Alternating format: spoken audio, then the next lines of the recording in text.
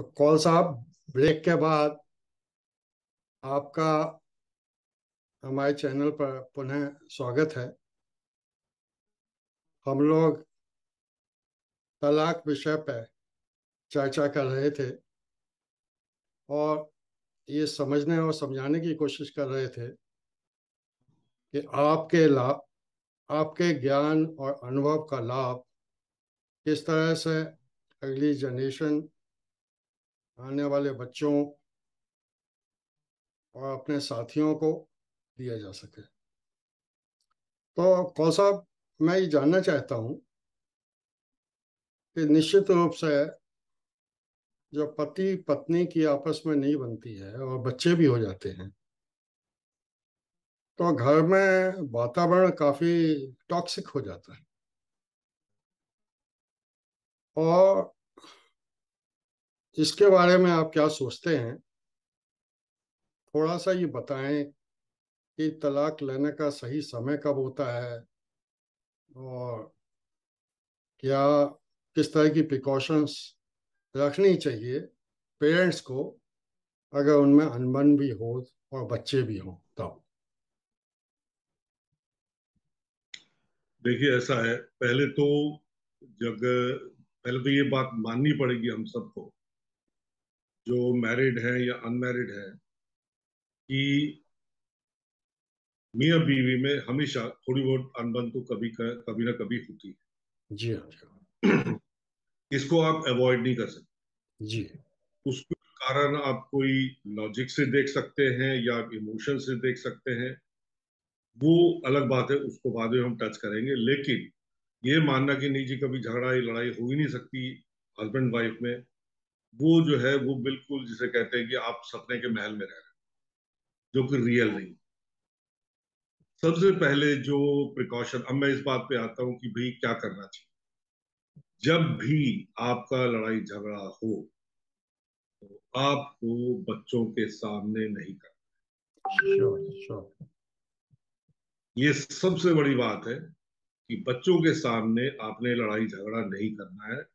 आपको या तो बच्चों के अपने दोस्तों के यहाँ भेज दो, अगर रात है तो उनको कह दो भाई अपने कमरे में चले जाएं, या आपका मकान बड़ा नहीं है तो उनको एक कमरे में जहाँ टीवी रखा हो उनको टीवी में मस्त कर दो, और खुद एक कमरे में अपना जाके लड़ाई झगड़ा करो, और दरवाजे को लॉक। ये जो है बहुत बहुत बहुत जरूरी। और कौन सा भी ये संभव प्रैक्टिकली नहीं है एक्चुअली। जब किसी को बिल्कुल संभव है। आती है देखिए, तो आप आपसे लोग जो ध्यान है नहीं ना, रखता। हम लोग जो है ना, ये ट्रेडिशनली ये सोच के चल रहे हैं कि नहीं जी ये पॉसिबल नहीं है, वो पॉसिबल नहीं है। सब पॉसिबल है, क्योंकि ये जो मैं प्रैक्टिकल जो आपको सोल्यूशन दूंगा, आपको इनको प्रैक्टिस करनी पड़ेगी। नहीं जी तो आपका जो है लाइफ, अपने लिए तो आप हेल्प कर ही रहे हो दोनों। और मैं इसमें किसी का साथ नहीं दे रहा। मैं ना औरत के साथ हूं ना आदमी के साथ। जी हाँ। मेरा साथ जो है वो अनक्वेश्चनेबली बच्चों के साथ, क्योंकि वो आपके इनोसेंट जो हैं, इनोसेंट बाई स्टैंडर हैं। उनको, उनकी क्या गलती है भाई? आपस में आपका झगड़ा हो रहा है, आप जो है अपने बच्चों को क्यों सूली पे चढ़ा रहे हो? भगवान बचाए। आपका झगड़ा है, आप जाके कमरे में अपने आप को बंद करो, बच्चों को टीवी पे लगा दो, या उनको दोस्तों क्या भेज दो, या जो भी पॉसिबल हो वो भेज दो, और फिर आप अपने आपस में लड़ लो। मगर कौन अब जहां सा। तक लड़ने का सवाल है, नहीं नहीं, आपने क्वेश्चन ये पूछा ना, अब मैं बताता हूँ कि लड़ने की जो नौबत है ना, उसके भी कई तरीके हैं कि लड़ने की नौबत जो है जरा कम आए। वो जो है लंबा चैप्टर है, वो अगर आप मेरे से पूछोगे कि भाई क्या रीजंस क्या क्या है मेन मेन, तो मैं फिर उस पर थोड़ा सा दृष्टिकोण उस पर भी डाल। तो मेरा तो इस पर अपेक्ष में आप उत्तर दीजिए। देखिए, बहुतों के तलाक नहीं होते हैं और अपने बच्चों के सामने अननोइंगली वो भिड़ते रहते हैं। उन बच्चों पर भी काफी गंभीर प्रभाव पड़ता है। और जो लोग डाइवोर्स ले लेते हैं उनके बच्चों पर भी पड़ता है। ये कहना कि जिन्होंने डाइवोर्स ले लिया उनके बच्चों पर भी प्रभाव पड़ता है, ऐसा नहीं है। आपकी क्या सोच है इस बारे में? देखिए ये जो है ना, ये जो आप अब अभी पहले रीजंस पूछे कि रीजंस क्या है। जी जी आपने तो ये समझ के बैठ लिया कि हाँ जी लड़ाई भी होगी और डिवोर्स भी होगा और बच्चों पे क्या असर होगा। पहले आप ये तो सोचिए कि भाई रीजंस क्या क्या है, लेट्स एक्सप्लोर देम फर्स्ट। सिरा साहब, ये कि रीजन भाई बता। रीजंस क्या क्या हो सकते हैं, उन पे जरा ध्यान दीजिए ताकि हम उनको तो कम से कम पहले कि जिसे कहते हैं आउट ऑफ द वे कर ले। उसके बाद फिर इसकी बात होती है कि डिवोर्स के बाद बच्चों पे क्या असर होता है, हस्बैंड वाइफ पे क्या असर होता है, एटसेट्रा। जी जी। तो आप बताइए हम लोगों को कि आपके विचार से हाँ, क्या कारण है। देखिए ऐसा है कि 5 कारण होते हैं जी जिनकी वजह से मैक्सिमम लड़ाई झगड़ा विच ends up in A divorce होता है। जी और ये जो है, ये जो मैं 5 कारण आपको बता रहा हूँ, ये समझ लो आप 95% 99% जो है कवर कर। जी ठीक है। नंबर 1 जो है वो है आपका फाइनेंशियल। फाइनेंसिस पे हस्बैंड और वाइफ का जो है, जो स्टडीज, ये मेरी ओपिनियन नहीं है, जो स्टडीज जो कई की गई है, जिनपे की मैंने बहुत अध्ययन किया है, स्टडीज ने शो किया है कि जो सबसे बड़ा कारण एक जो होता है लड़ाई झगड़े का बिटवीन हस्बैंड एंड वाइफ, वो होता है फाइनेंशियल रीजंस की वजह जी से। और फाइनेंशियल रीजंस का मतलब ये होता है कि अगर तो दोनों कमा रहे हैं तो भी हो सकता है, या एक ही कमा रहा है तो भी हो सकता है। और उसका रीजन ये होता है कि अगर बीवी कहती है कि हाँ जी मुझे तो शॉपिंग करनी है, आदमी या कहता है कि नहीं जी मेरे को शॉपिंग करनी है, और घर का जो हिसाब किताब है वो बिल्कुल डामाडोल है, बिकॉज आप जो है अपने खर्चे पूरे नहीं कर पाते, जी तो फिर क्या होता है, ब्लेम गेम चालू हो जाता है। हस्बैंड वाइफ को ब्लेम करता है कि तुम शॉपिंग से कभी थकती नहीं है, वाइफ हस्बैंड को कहती है तुम सिगरेट पीते हो, तुम दारू पीते हो, उसमें ये पैसा बर्बाद होता है। तो ये सब फैक्टर जो है, ये मिला के फाइनेंशियल जो है वो कहते हैं कि सबसे बड़ा कारण जो है, जो कि इनका लड़ाई झगड़ा जो होता है मियाँ बीवी का, वो होता है फाइनेंशियल। जी ठीक है। दूसरा कारण होता है कि बच्चों की परवरिश कैसे की जाए, उनको रेज कैसे किया जाए, उनके अंदर वैल्यूज कैसे डाली जाए, उनको किस स्कूल में भेजना है, उनको उनके साथ छुट्टियां मनाने कहाँ जाना, जी वहां पे जो है ये सेकंड कारण होता है जिसमें कि मियाँ बीवी का झगड़ा होता है और जो कि डाइवोर्स में कन्वर्ट हो सकता जी है। और तीसरा रीजन जो है, जो मेरे ख्याल ये दोनों शायद लास्ट के जो दो रीजन है, ये करीब करीब एक ही उसमें कैटेगरी में आते हैं। वो है रिलेशनशिप रखना अपने रिश्तेदारों के, जी कि बीवी के जैसे माँ बाप हो गए, उसके भाई बहन हो गए, उसके कजिन्स हो गए, एटसेट्रा एटसेट्रा, ऐसे ही आदमी के भी भाई बहन हो गए, माँ बाप हो गए, उसके भी कजिन्स हो गए, एटसेट्रा। जी और ये देखा गया है कि ठीक है, अगर हस्बैंड के अपने रिश्तेदारों के साथ, ये नहीं कि 100% सबके साथ ही बनती होगी, उसकी भी खटपट होगी एक दो के साथ या जो भी कुछ है, तो उनको जो खटपट वाले हैं उनको तो निकाल दो, क्योंकि वो तो इक्वेशन में ही नहीं आते। जी उनसे शायद मिलना जुलना भी नहीं होता, होता है तो कभी साल में 2 साल में कोई शादी हुई तो उसमें मिल गए, वो भी अपना दूर दराज से जयराम जी की हो गई, खत्म हो गया। जी बट जिन लोगों से मिलना है, कईयों से रेगुलर मिलना है, कईयों से थोड़ा टाइम के बाद मिलना है, उनमें जरूरी नहीं है कि जो आपकी बीवी है उसकी सबके साथ बने। जी and same is true as far as the man is concerned, उसके जो बीवी के जो रिश्तेदार हैं, जी साले हो गए, सालियां हो गई, सास ससुर हो गए, उनके कजन्स हो गए, कजन सालियां, कजन साले, एटसेट्रा एटसेट्रा, ये भी, और दोस्त, नॉट टू मिस देम। तो रिलेटिव्स एंड फ्रेंड्स, वो भी कई बारी जो है वो भी इतना तूल पकड़ जाते हैं, क्योंकि अगर आपका, सपोज हम दोनों बेस्ट फ्रेंड्स, भाई रुड़की से चले आ रहे हैं, जी जी ठीक है, हम बहुत अच्छे फ्रेंड्स हैं, अब आपकी मेरी बीवी के साथ नहीं बनती या मेरी आपकी बीवी के साथ नहीं बनती, और आप अड़ जाओ कि नहीं साहब, मैं तो कौन साहब को बुलाऊंगा पर डिनर पे, जी हाँ। आपकी बीवी कहेगी नहीं, जी हाँ। तो क्या होगा फिर? आप में झगड़ा ही होगा ना कि नहीं भाई। तो आप मुस्कुरा रहे हैं लेकिन मगर लेकिन ऐसा होता है। यार कौन सा, ये तो जनरल इशू है और ये जनरली सबको पता है कि यही कारण है, और हाँ, उसके अलावा कुछ हो। लेकिन देखिए ये जनरल कारण लेकिन है, लेकिन इनका इनका जो है, लेकिन सबको पता तो है, लेकिन सोल्यूशन पता है कि कैसे करना है। सोल्यूशन तो एक ही है, देखिए, क्या? बुद्धिमान बताइए, आप को बताइए। शांत रहना है और बेवकूफ को डाइजेस्ट करना कोई शांत वांत नहीं रहता सर, वो दिन गए। अब आप तो बात कर रहे हैं राजा भोज और वो गंगू तेली और उस जमाने की बात, आजकल कोई शांत नहीं रहना चाहता। आजकल सबके ईगो जो है बहुत ही हाई है। सब कहते हैं कि नहीं जी, मैं जो कर रहा हूँ वो ठीक कर रहा हूँ, मेरी सोच जो है वो ठीक है, इसकी सोच खराब है। या औरत सोचती है कि हाँ मेरी सोच ठीक है, इसकी खराब है। अब मैं आपको एक सिंपल सी एग्जांपल दे, ये सोचने वाली बात। जहां तक रिलेटिव्स का सवाल है सर, मैंने अपनी किताब में ये लिखा और उसका उसका उसको मैंने प्रैक्टिस भी किया। मैंने साफ साफ अपनी बीवी को कह दिया कि भैया ऐसा है, एक्सपीरियंस से मैंने देखा है, this can be a reason for for क्या कहते हैं, डिसकंटेंटमेंट और क्वारल और आर्ग्यूमेंट और व्हाटएवर यू कॉल इट। तो भाई साहब ऐसा है, और इसको ध्यान से सुनिएगा, now ji. Comes the key. जी जी। मैंने उनको साफ साफ कहा है, उससे वो मेरी बीवी भी एग्री कर गई है कि भाई साहब आप मेरे रिश्तेदारों से कैसे बना के रखती हो, उससे मुझे कोई लेना देना नहीं। ये ध्यान से सुनिएगा। हम्म। आप, मेरी बीवी, मेरे रिश्तेदारों से, चाहे मेरा वो क्या कहते हैं भतीजा हो, भांजा हो, जीजा हो, भाई हो, उसकी फैमिली हो, उसके साथ आप कैसे बना के रखती हैं, मुझे उससे कोई लेना देना नहीं।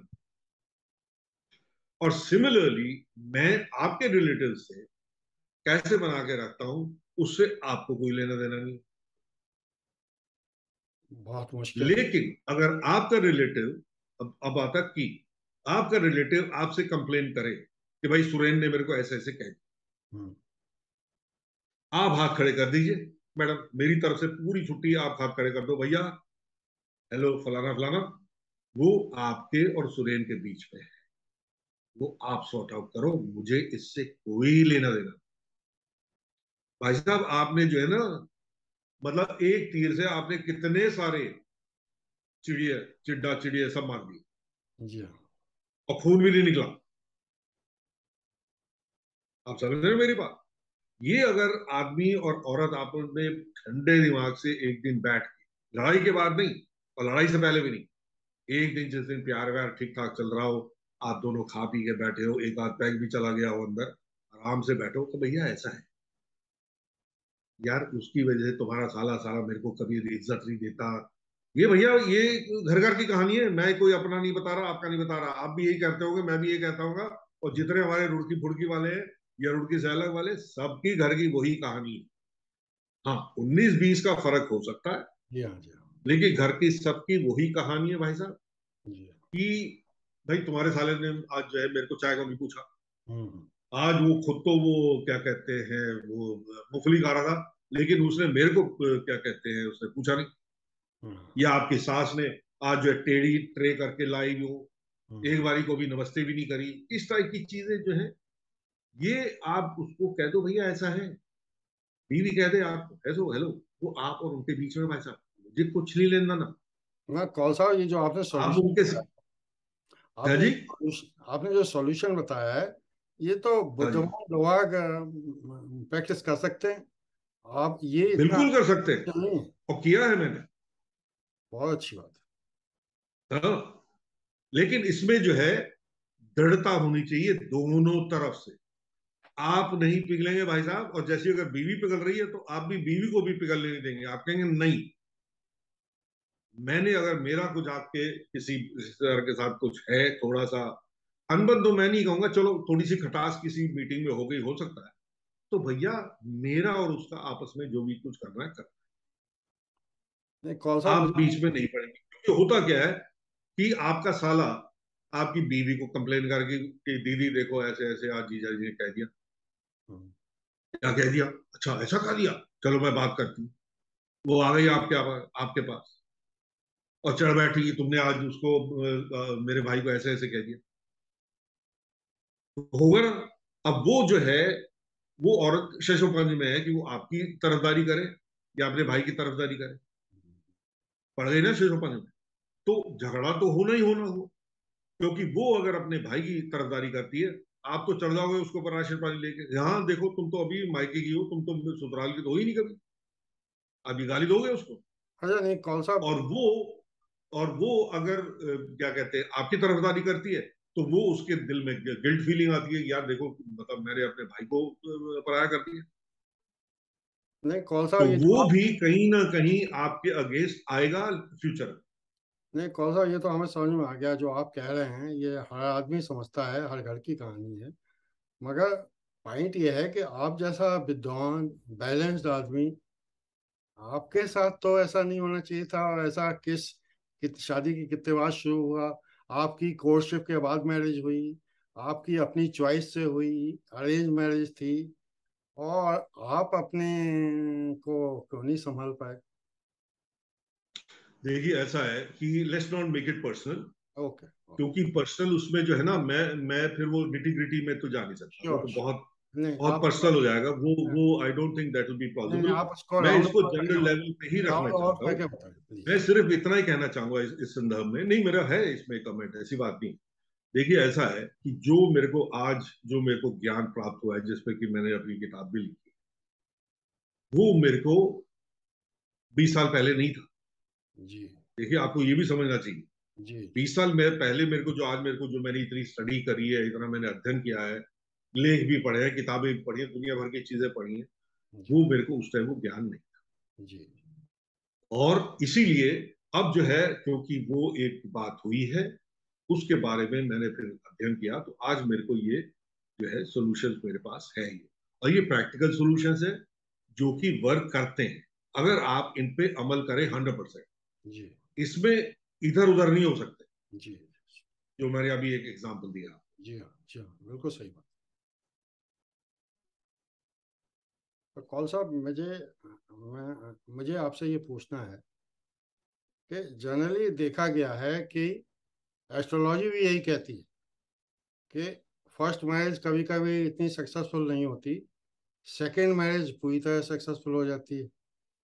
तो मेरी तो सोच ये है कि एस्ट्रोलॉजर्स की राय लेनी चाहिए सेकंड मैरिज करने से पहले या फर्स्ट मैरिज के से पहले, या ये सब बकवास है। तो फिर किस तरह से इस चीज़ को इंश्योर किया जाए कि हमारी सेकंड मैरिज में कम से कम इस तरह का एक्सपीरियंस ना हो जो हमें फर्स्ट शादी के बाद हुआ हो।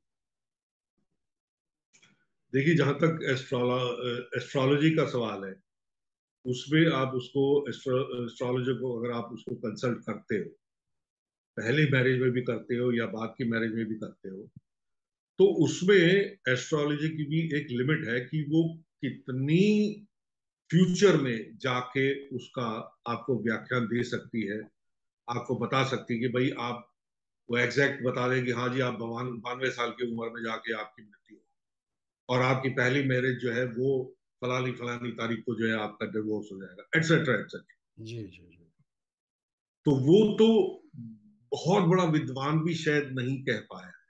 ठीक है, छोटे मोटे एपिसोड जो है वो इकट्ठे करके आपको बताए जा सकते हैं कि भाई ऐसा होगा वैसा होगा। अब आपने एस्ट्रोलॉजी का जो एक एंगल लिया, उसमें मैं अब शादी का इटसेल्फ, एंड ये जो हमारी जो एक शादी होती है, पहली हो या दूसरी या तीसरी जो भी है, उसका जो है एक एक डिवाइन एग्जाम्पल लेता हूँ, एक भगवान की तरफ, एक फिलोसॉफिकल, एक क्या कहना चाहिए स्पिरिचुअल एग्जाम्पल। ये मेरा मानना है, ये मैंने कोई स्टडी से नहीं पढ़ा, कुछ नहीं, ये मेरा ओपिनियन है।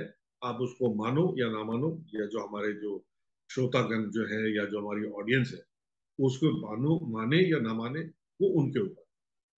देखिए ऐसा है कि जो जो एक एक एक संगम जो होता है आदमी और औरत का, जी उसका एक पर्पस होता है। और जी पर्पस जो है सबसे पहले तो ये है कि भाई ठीक है, आपको रिप्रोड्यूस करना है, वो तो सृष्टि चलानी है, तो वो तो होगा ही होगा, वो तो हर एक का, भाई अब कोई अनलकी है उसका मैं कह नहीं सकता, भाई कोई नहीं बच्चा हो रहा, वो बात नहीं हो रही।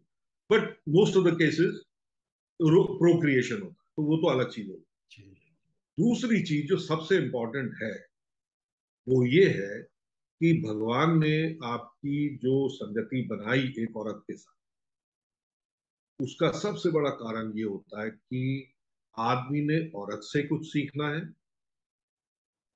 और औरत को आदमी से कुछ सीखना है, दोनों को एक दूसरे से सीखना है। और मेरा ये मानना है कि जब एक संतुष्टि आ जाती है कि भैया अब मैं इससे कुछ नहीं सीख रहा, और वो कहती है मैं अब इससे कुछ नहीं सीख रही, तो एक डलनेस आ जाती है रिलेशनशिप। जी और डलनेस ऐसी आ जाती है कि वो कंफर्ट नहीं है, वो बोरिंग है, बोरिंग मतलब बोर हो जाता है एक दूसरे से। इसमें मैंने एक एक एपिसोड में मेरे ख्याल चार चौथे या पांचवें एपिसोड में टच भी किया था, बट ये डिवाइन एंगल नहीं मैंने किया। तो वो जब चीज आ जाती है, एक कंफर्ट आ जाता है, तो फिर ये है कि हाँ भाई चलो मेरे साथ लेटी हुई है या मेरे साथ बैठी हुई है, कैजुअली अपना बात हो रही है जिंदगी के बारे में, फिलोसफी के बारे में, पॉलिटिक्स के बारे में, वो कंफर्ट वाली बात होती है। वो भी एक डलनेस है, बट उसमें कंफर्ट है। ये डलनेस जो है, जो बोरिंग उसमें आ जाता है ना, जिसमें बोर हो जाता है आदमी एक दूसरे, वो एक स्थिति आ जाती है जिसमें कि आपने दोनों ने एक दूसरे से जो सीखना था और जो आपका हिसाब किताब था वो खत्म हो चुका है। तो भैया जयराम जी की आप कर सकते हैं।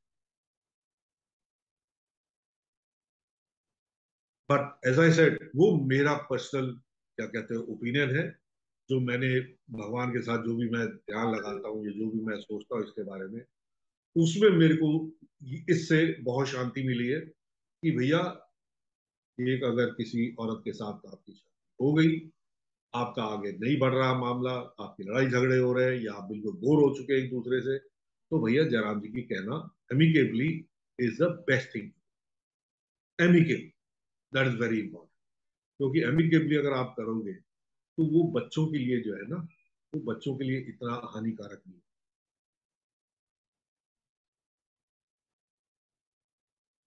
और साहब, दो क्वेश्चन मुझे और पूछने थे आपसे। है। हाँ पहला जी। प्रश्न तो ये है कि एक औरत आपकी बहन भी होती है, माँ भी होती है, और बीवी भी होती है। मैं बहन की तुलना थोड़ी सी आपकी बीवी से या अपने स्पाउस से करना चाहता हूँ। बहन जो हम्म। आपसे 5 साल छोटी होती है, जिंदगी भर कभी ऊंची आवाज में आपसे बात नहीं कर सकती। और वही बहन जब किसी की पत्नी होती है, तो वो कहती है कि आप भले ही मुझसे 8 साल बड़े हो और मुझ में भी अकल है। तो पॉइंट ये है कि बहन भाई का रिश्ता तो बहुत डिसेंट रहता है जनरली। पति पत्नी में उठापटक हो जाती है, और बड़े छोटे का हाँ। ज्ञान भी नहीं रहता। ये क्या हम्म। कारण है? इसको क्या हम लोग बैलेंस नहीं कर सकते? कहीं कुछ ये एजुकेशन है या क्या है? ये क्वेश्चन ये क्वेश्चन आपका बहुत इंटरेस्टिंग है, और उसका उतना ही इंटरेस्टिंग आंसर भी दूंगा हाँ, दीजिए दीजिए, welcome, I am very happy. मैं। कि ऐसा है कि जो आपकी छोटी बहन, अब आपने छोटी बहन का एग्जांपल लिया, तो चलो छोटी बहन की सही बात यस। करते हैं, बड़ी बहन की बात नहीं करते, ठीक है। आपने उसको बचपन से देखा, जी आप 3 साल के हो गए, 2 साल के हो गए, 4 साल के, 5 साल के हो गए, ठीक है। जी तो वो जो डिफरेंस है आपके 4-5 साल, उसमें हो सकता है आपने अपनी बहन के डायपर भी चेंज किए होंगे, या उसने सूसू कर दिया तो माँ ने कह दिया, माँ चौके में थी कि चल बेटा जरा तू दूसरा डायपर चेंज कर, जी ठीक है। तो एक जो एक और उसने जो वो बड़ी हुई है, जी पाली पोसी गई है, उसमें भाई का भी थोड़ा बहुत हाथ होता जी। है। उसका भाई जो है थोड़ी बदमाशी भी सिखाता है हम्म। कि चलो ये आज माँ चली गई है, चलो थोड़ा पैसे ही कुछ निकाल के आना दो आना, या जो भी है रुपए, अब तो 10-12 रुपए 20 रुपए, चल जाके आइसक्रीम खा के आते, लेकिन तू बोलियो मत किसी को। जी तो they are partner in crime, enjoyment they are है। Partner in crime. ठीक है। तो उसमें क्या होता है कि जब वो बड़ी हो जाती है तो वो तो she looks up to you, लड़ाई झगड़े का तो सवाल ही नहीं है। हाँ और अगर बिल्कुल। उसने ज्यादा चूचा करी तो भाई एक आध लगा भी देता है, हम्म, चाहे मुंह पे ना लगाए, कमर पे लगा दे, या एक एक वो धाप दे देता है उसको कि चुप, हम्म, बकवास लगा। और वो भी बुरा नहीं मानती, हम्म, क्योंकि जो भाई जो है वो उसके लिए एक तरह से फादर फिगर है। हम्म। तो वो उसके लिए कभी उसका रिटॉर्ट जो है वो कभी सीरियस नहीं होगा, कभी सीरियस नहीं होगा। वो रिटॉर्ट करती है, ऐसी बात नहीं है, लड़ाई झगड़े होते हैं भाई बहनों में भी, लेकिन वो जो सीरियसनेस जो कि आपके हस्बैंड वाइफ वाले सिचुएशन में है, वो सिचुएशन वहां नहीं आती। लेकिन जब मियाँ बीवी का रिश्ता आता है, और आजकल तो स्पेशली जब औरतें, जब वो तो पहले भी हम उसके बारे में बात कर चुके हैं, कि जब आजकल के जैसे जो कि औरत भी कमाती है और आदमी भी कमाता है, औरत कहती है भैया मैं तो इक्वल हूँ, ठीक है मेरी उम्र होगी 3 साल 4 साल 5 साल छोटी, बट मैं इक्वल हूँ इस रिलेशनशिप। तो वो जो है उस टाइप का क्या कहना चाहिए, जो भाई बहन का जो आप रिश्ता अभी हम जो बात कर रहे थे, उस टाइप के रिश्ते से वो उसको देख ही नहीं सकता। नहीं भाई साहब, जो वो कहती है लड़कियां, मैं इससे नीचे नहीं हूं, मैं इससे बराबर हूं। नहीं भाई साहब, जो लड़कियां सर्विस नहीं भी करती हैं, वो भी पूरी तरह से अपने बड़े हाँ भाई से, हाँ बड़े हस्बैंड को भाव नहीं देती। ये भी हाँ सत्य, ये भी हाँ। सत्य। तो वो तो मैंने बोला, मैं तो आपको एग्जाम्पल दे रहा हूँ कि भाई काम करने वाली जो है वो ज्यादा, थोड़ा उसको ज्यादा कॉन्फिडेंस होता है, लेकिन जो ना काम करने वाली भी हो, जो हाउस वाइफ हो, वो भी कहती है आजकल, बिकॉज वो भी पढ़ी लिखी तो वो भी है, कोई आप बिल्कुल अनपढ़ गंवार तो आप विलेज से लाते नहीं हो। चलिए चलिए, वो एक भी भाई क्वेश्चन कुछ और। ग्रेजुएट वगैरह होती है, पोस्ट ग्रेजुएट होती है जब आप लाते हो उसको, तो चलिए उसने भी तो चलिए दुनिया देखी है, उसने भी तो पढ़ा लिखा है। चलिए, तो एक, जब उसने पढ़ा लिखा है उसमें उसको भी ये ज्ञान मिला है कि भैया ऐसा है, औरतों का दर्जा जो है हस्बैंड वाइफ के रिलेशनशिप में बराबर, चाहे उम्र में वो छोटी, उससे कोई फर्क नहीं पड़ता। चलिए एक प्रश्न ये भी है मेरे दिमाग में। आपने फरमाया था कि वुमेन तो अकेले रह सकती है, मैं आदमी नहीं रह सकता। मेरी समझ में नहीं हाँ आया जी। कि आपने कहाँ ऐसा महसूस किया। आदमी तो निश्चित रूप से हमारे हिसाब से रह सकता है, प्रॉब्लम तो औरतों को अकेले रहने में होती है। ये हमेशा से नहीं नहीं कहा है, मगर आपने ऐसा क्यों बोला नहीं ये नहीं बता। नहीं, आप देखिए, हाँ, तो आपका जो मापदंड है ना, जो आपकी जजमेंटल, जो आपकी जो पावर है, आप यूज कर रहे हैं from the societal norms. Yes yes. मैं जो जजमेंट पावर यूज कर रहा हूं दैट इज मेंटल, कि whether she can live alone और नॉट। आपको ये लग रहा है कि वो अकेले इसलिए नहीं रह सकती कि बेचारी अबला नारी, शायद कोई बाहर से आके कोई अटैक कर दे या कुछ कर दे, वो उसकी बात नहीं हो रही। वो तो सोसाइटल नॉर्म्स है, वो तो आपकी क्या कहते हैं सिटी से डिपेंड करता है कि भाई कोई सिटी ज्यादा सेफ है, कोई सिटी कम सेफ है, उसकी बात नहीं हो रही। वो तो बात है ही उसमें। लेकिन उसमें हस्बैंड क्या, उसमें कोई वो चौकीदार रख ले, तो वो हस्बैंड तो नेसेसरी उसमें उसके लिए तो क्या कहते हैं जरूरी नहीं है। वो एक गार्ड भी रख सकती है उस चीज की। अच्छा एक, मेरा जो जो मेरा जो मैंने जो आपको बताया था वो ये था, और ये मेरा ओपिनियन नहीं है, मैं आपको पहले बता दूं, ये भी जो है मैंने किताबों में और उसमें पढ़ा है कि mentally, because women are much more expressive emotional, वो जो है अपनी दिल की बात बड़े आराम से जो है वो उगल देती है। आजकल के जमाने की बात कर रहा हूँ, पुरानी नहीं, पुरानी तो घुटती रहती थी, आजकल कोई नहीं घुटता। तो वो जो है अपनी बिकॉज एक्सप्रेस कर सकती हैं, रो लेती है, वो अपने आप को छोटे मोटे कामों में बिजी कर लेंगी, एटसेट्रा एटसेट्रा। तो उनका जो क्या होता है कि वो, ये प्रूवन है कि emotionally they are much more stronger than we man. तो बाई एंड लार्ज देखा गया है कि स्टडीज ने जैसे शो किया है कि जी हस्बैंड जब क्या कहते हैं डिवोर्स होता है, तो हस्बैंड जो है सबसे पहले quickly he is the first one two find another partner. अब वो शादी करे या गर्लफ्रेंड रखे कुछ भी है, he is the first one. औरत जो है बिल्कुल सोच समझ के ठोक बजा के, उसको कई साल लग जाते हैं before she picks up another partner. कौन सा एक बात मैंने देखी है कि बीवियां चाहे किसी सीधे आदमी की हो, चाहे रावण की हो, चाहे गैंगस्टर्स की हो, सब अपनी बीवियों से डरते हैं। बड़े बड़े को देखा कि अगर कुछ डर है किसी में, टेरर फैलाया हुआ है। रावण भी डरता था मेरे ख्याल से मंदोदरी से। और जितने भी बड़े बड़े गैंगस्टर्स हैं, उनकी बीवियों ने उनको कंट्रोल कर रखा है। तो ये डिवाइन पावर लेडीज को कैसे मिल गई, क्या कारण हो सकता है? ये डिवाइन, हाँ डिवाइन कह लीजिए, डिवाइन कह लीजिए, but as I said because emotionally they are stronger sir, इसमें कोई दो राय है ही नहीं। ये प्रूव हो चुका है, और ये मेरा कोई ओपिनियन नहीं है, मैं आपको बता रहा हूँ। ये प्रूवन है, emotionally they are much more stronger than us. ये तो artificially, because men were physically stronger. तो अगर बीवी ने थोड़ा धौंस जमाने की कोशिश करी, हम दो चार उसको धर देते थे। मैं बात कर रहा हूँ 30 साल पहले, 40 साल पहले, या उससे पहले जो भी पीढ़ियां आई, तो उसमें आदमी उसको लगा देता था दो चार, वो फिर चुपचाप बैठ जाती थी बेचारी, because physically we were stronger.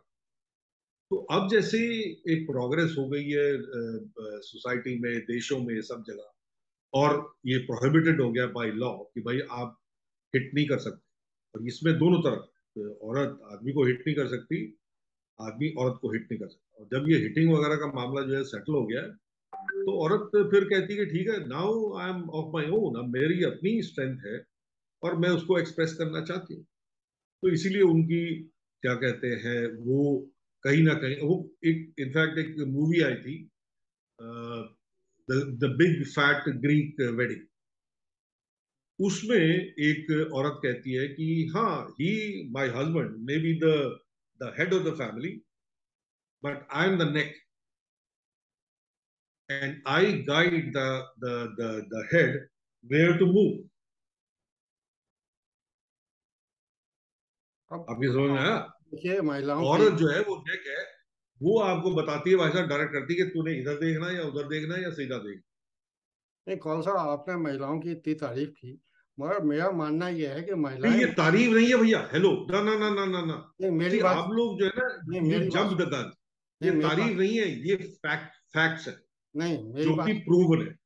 मेरी बात सुनिए। महिलाएं जो हैं, अब पड़ोसन हो आपकी, या आपका कोई मित्र ही हो, आपकी बीवी को भाई दूसरा, वो आया कहेगा you are very very very sweet, very handsome, कुछ गिफ्ट विफ्ट दे, मतलब ब्लैकमेल करके उनको कंफ्यूज करना ज्यादा आसान है बनस्पत मेल्स के। तो पॉइंट ये है कि अगर वो इतनी कमजोर है तो स्ट्रांग कैसे हो सकती?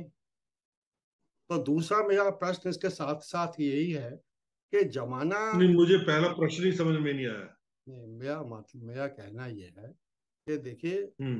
लड़कियां या औरतें जो अगर उनके गुणों का बखान करने लग जाए कि आप बहुत अच्छी हैं, बहुत सुंदर है, तो वो कैरिड अवे बहुत जल्दी हो जाती है और किसी पचड़े में भी फंस जाती हैं। आप देखते हैं कि किस तरह के केसेस समाज में होते जा रहे हैं। तो पॉइंट ये है कि कहीं ना कहीं तो उनमें जो जो अपने को प्रोटेक्ट करने का सेंस होना चाहिए या दूसरे को रीड करने का सेंस होना चाहिए, वो शायद मर्दों की अपेक्षा कुछ कम है। क्या आप ऐसा महसूस करते हैं या नहीं? देखिए, ये जो आपने बात करी ना, ये थोड़ी सी, इसमें बहुत गहरा जाना पड़ेगा। देखिए, सबसे पहले तो ये है कि this is a very cultural thing. कुछ सोसाइटी जो है, इसमें क्या कहते हैं, औरतें जो है थोड़ी जजमेंट पावर में, औरतें क्या, आदमी जजमेंट पावर में कुछ सोसाइटी में थोड़ी सी जरा कम होते हैं, जल्दी से विश्वास कर लेते हैं। औरतें औरतें भी, औरतें शायद ज्यादा हो सकता है। और उसका रीजन बेसिकली ये है कि हम जब अपनी लड़की को रेज करते हैं, वी बिकम वेरी प्रोटेक्टिव। जो फादर्स लोग जो है, वो अपनी बेटी को बहुत प्रोटेक्टिव एटमॉस्फेयर में उसको पालते पोसते हैं। वो जो है जिंदगी की उतार चढ़ाव, जिंदगी के जो एडवर्सिटीज हैं, जिंदगी के जो बहुत सारी प्रॉब्लम्स आती हैं, उनसे उनको, नहीं नहीं तुम्हें क्या लेना देना, तुम जाओ अपने कमरे में, हम यहाँ कुछ, हमारा कोई गंभीर, कुछ यहाँ पे कुछ बात हो। हम उनको उसमें से उन चीजों से प्रोटेक्ट। कौन सा आज और के उससे क्या होता है कि उनकी जजमेंट पावर, कि भैया किस पे विश्वास करो किस पे ना विश्वास करो, वो जजमेंट पावर धीरे धीरे डाइल्यूट हो जाती है। और फिर जब शादी होने के बाद जो है फिर वो धीरे धीरे फिर से सीखती है, क्योंकि ये नेचुरल इंस्टिंक्ट है। हर इंसान, चाहे वो औरत हो आदमी हो, वो नेचुरल इंस्टिंक्ट से फिर दोबारा से सीखते हैं कि भैया इस पे विश्वास कर सकते हो, इस पे विश्वास नहीं कर सकते। कौन सा इस सेशन को क्लोज होने में 3 मिनट बचे हैं। 1 मिनट में मैं तो अपनी ठीक है, बात खत्म कर कहूँगा। देते 1 मिनट में मैं अपनी बात कहूँगा और 2 मिनट में आप उसको कंक्लूड करेंगे।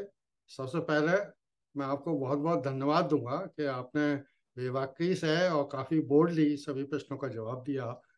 मेरा कंसर्न थोड़ा सा ये है कि जब हम राइट ऑफ इक्वलिटी की बात करते हैं तो राइट ऑफ मेरिट को भूल जाते हैं। हर जगह कोटा सिस्टम ही रहेगा, राइट ऑफ इक्वलिटी ही रहेगी, तो क्वालिटी नहीं रहती है, क्वालिटी ऑफ रिलेशनशिप भी नहीं रहती है। क्या कोई ऐसा मापदंड बनाया जा सकता है, कोई अंडरस्टैंडिंग पैरामीटर्स तैयार किए जा सकते हैं जिससे कि ये कहा जा सके कि भैया भाई जैसे हम और आप हैं, तो आई फील कि हम में और आपकी रेटिंग पता होनी चाहिए। अब हर आदमी किसी को भी बेवकूफ़ कह देता है। हम चाहते हैं अगली पीढ़ी कुछ इस तरह की तैयारी करे कि right of equality, apple should be equal to apple. ये ये जो एम्पावरमेंट का तरीका चल रहा है, ये थोड़ा सा ठीक नहीं है। अब आप बोलिए और कंक्लूड करिए इस सेशन को, इस टॉपिक को। कंक्लूजन में सिर्फ मैं यही कहूंगा, जो लास्ट आपका जो ये आपने जो मुद्दा उठाया, ये जो है ये डिवोर्स के साथ कनेक्शन भी हो सकता है इसका। और इसके अलावा ये बहुत बड़ा चैप्टर है। ये जो आप बात कर रहे हो, ये आप बात कर रहे हो कि एक सोसाइटी जो है वो एलिटिस्ट जो एक मानसिकता है उस पर चलनी चाहिए, या इक्वेलिटी के उस पर चलती है, आप यही बात कर रहे हो ना। बिल्कुल ये बिल्कुल। बहुत बड़ा मुद्दा है। इस पे जो है आपकी पॉलिटिकल साइंस भी आ जाती है, इसमें आपका सोशल साइंस भी आ जाती है, इसमें आपका इकोनॉमिक्स आती है, इसमें बहुत सारी चीजें आती है। ये बात नहीं है कि इसको बात नहीं कर सकते। इसको मेरे ख्याल हम दूसरे सेशन में इसको करेंगे, और उसको फिर मैं बाद में फिर डिवोर्स से भी उसको कनेक्ट करूँ। चलिए ठीक है, कौन साहब, तो मैं आपको पुनः बहुत धन्यवाद बहुत देता हूँ। धन्यवाद। और धन्यवाद। आपने बहुत उपयोगी बातें बताई और हम चाहेंगे थैंक यू। अपने मित्रों से हम लोग शेयर करें और फिर एक पैनल डिस्कशन हो, और जिसमें हम लोग कुछ, देखिए इतना बड़ा प्रोग्राम सुनने के लिए किसी के पास समय नहीं। हम चाहते हैं हमारे पैनल डिस्कशन में टू द पॉइंट हम कुछ चीज़ें कंक्लूड कर सकें, बता सकें, क्योंकि दो लोगों की राय कोई नहीं मानता। जब एक बड़ा पैनल। नहीं, राय देखिए ऐसा है, मैं सॉरी मैं आपको इंटरप्ट कर रहा हूँ क्योंकि टाइम नहीं है। ठीक है, ऐसा है, यहाँ पे राय से तो कोई कंक्लूजन नहीं निकलेगा ना। जी जी। अगर आप राय में अटक गए, ठीक है साहब फलाना साहब कहते हैं कि